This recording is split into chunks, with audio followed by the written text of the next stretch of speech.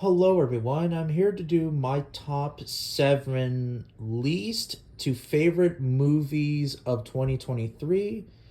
Um, yeah, here it goes. Um, Here we got 65, the worst movie ever of 2023. I saw it in theaters just for shits and giggles. I know it was gonna be bad. I was just not expecting it to be like fucking terrible. It was a waste of my time. It's garbage and I fucking hate that movie. Even though that I just wanted to see shits and giggles of it.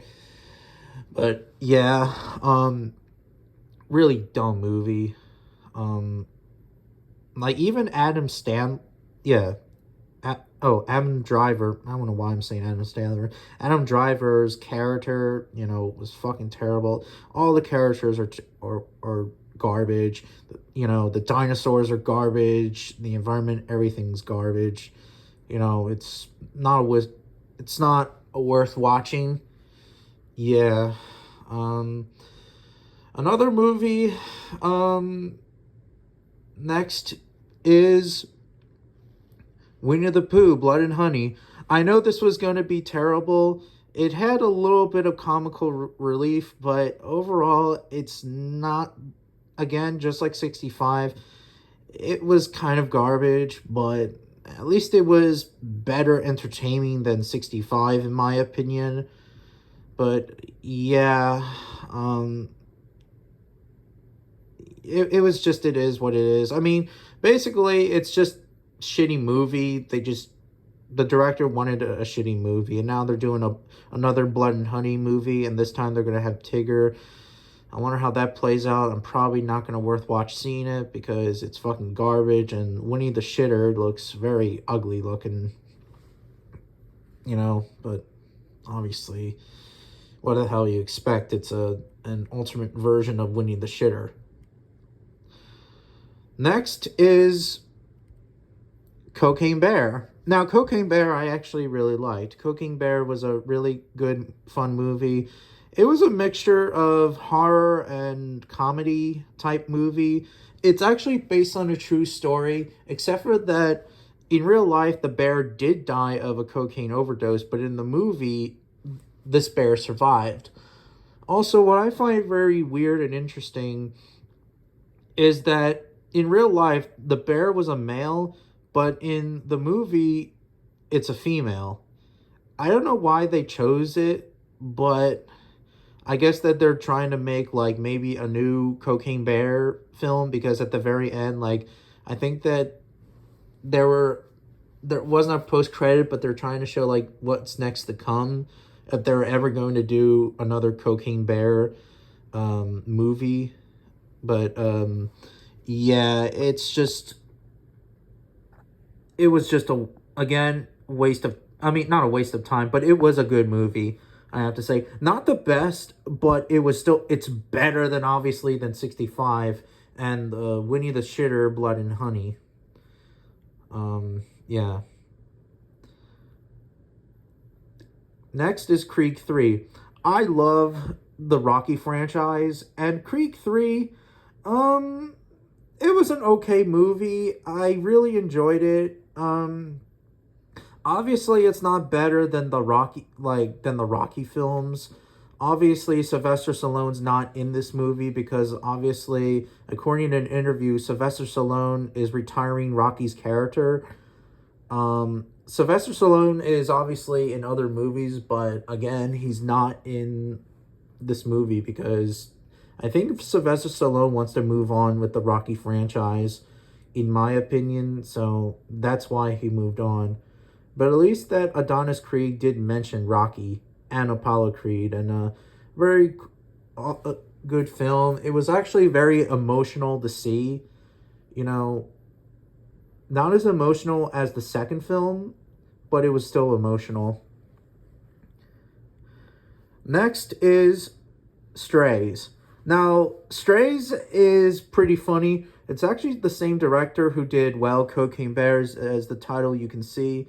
Um, yeah, very good movie. Very funny too. I was actually laughing a lot. When the little dog, the main character, the little appears to be a border terrier, like bit the owner's like dick off, and he was requesting like his whole request is once of Will Ferrell's character Reggie, his request, he wants to bite off the owner's dick off for leaving him, and you know what? He did at the very end of the film. So yeah, it's a very funny movie, I have to say. Very, very funny.